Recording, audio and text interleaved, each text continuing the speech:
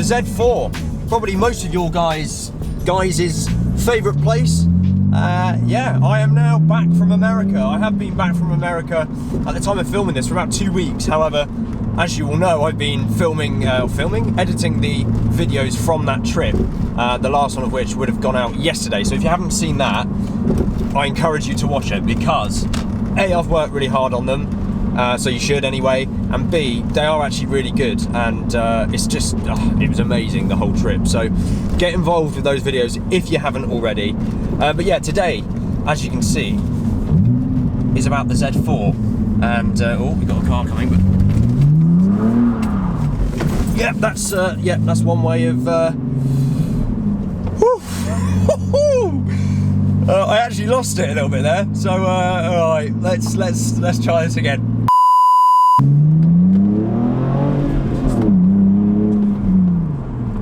Lots of you guys have been asking me while I've been away and while I've been on the trip and while I've been putting out the Mustang America videos if I have missed the Z4. Being totally honest, if I had to do that trip again, I would take the Mustang every time because it is a big V8 cruiser. It's got a lot more amenities than this. It's obviously a newer car. It is much softer ride, so that was perfect for that trip. But I have missed the Z4 because it's got this manual gearbox. I've now got an M Sport knob, which makes the gear shifts even sweeter.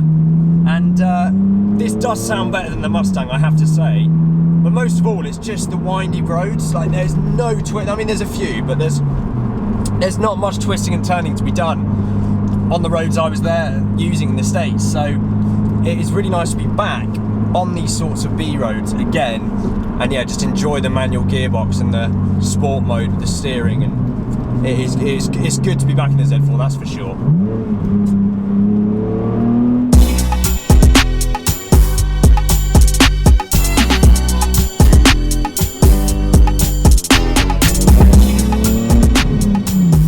So as you can see from the title of this video, my Z4 did fail its MOT.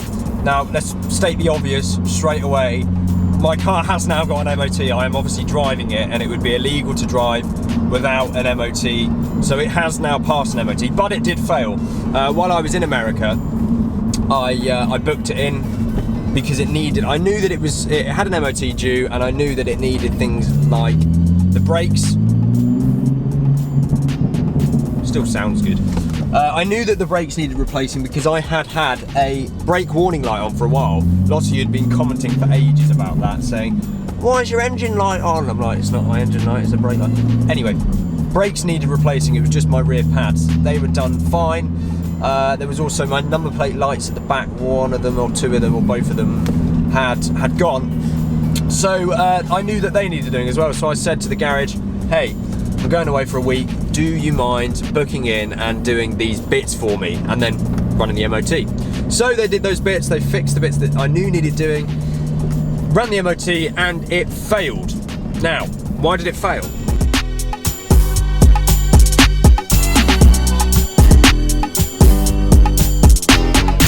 So the reason it failed its MOT was because of something I actually spoke about in a fairly recent video. And I said I wasn't going to do anything about it because it was only superficial and cosmetic, and that is the headlight. So I've talked about my headlight being fogged up before. Every single video someone comments about it. I am very, very aware of it. However, it had got to the point where it's actually fogged up to the point of failing an MOT. Now that's obviously not very good, and it is very frustrating because obviously the guys at the garage said the only way to get around this, as all of the fog was sort of, and moisture was on the inside, was to replace the headlight. Obviously to that I said no, because I know how much headlights cost for these cars. I can't remember exactly how much right now, but it's something like 700 quid for a new unit, or 300, 400 pounds maybe for one off eBay. So obviously I wasn't going to do that.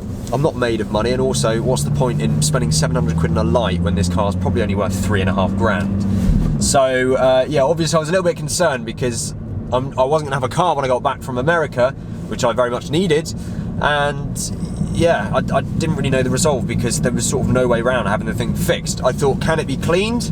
But they explained, and I knew already, that you pretty much have to take the front bumper off to clean the light, excuse me, you have to take the bumper off to clean the light to get to the inside of it, and obviously that would have been an expensive job because it would have taken quite a lot of labour, and obviously it wouldn't fix the issue, it would just temporarily clean it. So yeah, it wasn't really ideal. No, it wasn't good.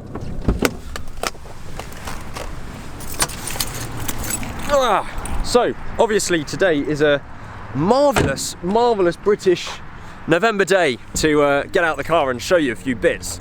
No, I'm joking, it's horrific. So yeah, so one of my headlights failed, the one that I'd mentioned before that was foggy, this one right here, because of all the condensation on the inside of the light. Now I think that was caused by having the bulbs replaced a couple of times. I actually had the bulbs replaced a couple of weeks before it failed the MOT. And I think taking that back cover off round here behind or on the wheel arch quite a lot of times and several times causes condensation to be able to get inside. So yeah, here we go. That's what it looks like. And you may be wondering, well, how has it passed its MOT? Well, that's because I did a bodge job really and found a cheap workaround. So basically, if you go at it with a air gun or sorry, a heat gun should I say, or a hairdryer, which is what I did, I discovered that you can actually clear most of this fogginess in about 10 minutes or so if you literally just hold a heat gun or a hairdryer right at the light, which is what I did. I then phoned the garage and said, look, instead of taking the bumper off, instead of spending 700 quid of my money on a new light, can you just try this? Can you try a heat gun, clear it, run the MOT and pass the car? And luckily that's what they did. They agreed to give it a go and it worked, of course. And yeah, I think they went with a heat gun at it for about 10 minutes or so, passed the MOT, and here we are. But obviously the issue still persists. It's not as bad as it was, admittedly, and I don't think it is that bad. It doesn't actually affect the beam so much from what I've seen driving it and looking from the outside, so I'm not concerned about it. It's obviously very annoying, and yeah, in an ideal world it'd be nice to clean, but I don't really know how I'm going to do that without spending a horrific amount of time with the car off the road because I'm fiddling with the bumper, or buying a new light, which is something I'm definitely never going to do in my entire life.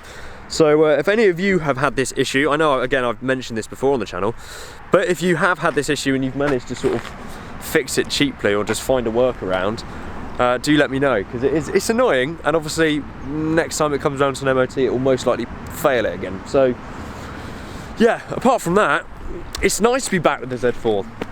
It has been a while. It's probably been about 3 weeks since you guys have seen it on the channel, so yeah, it's been a while for you guys, but it has been about 3 weeks, maybe longer in fact, since I actually filmed with it. Yeah, so it's cool to be back in the UK.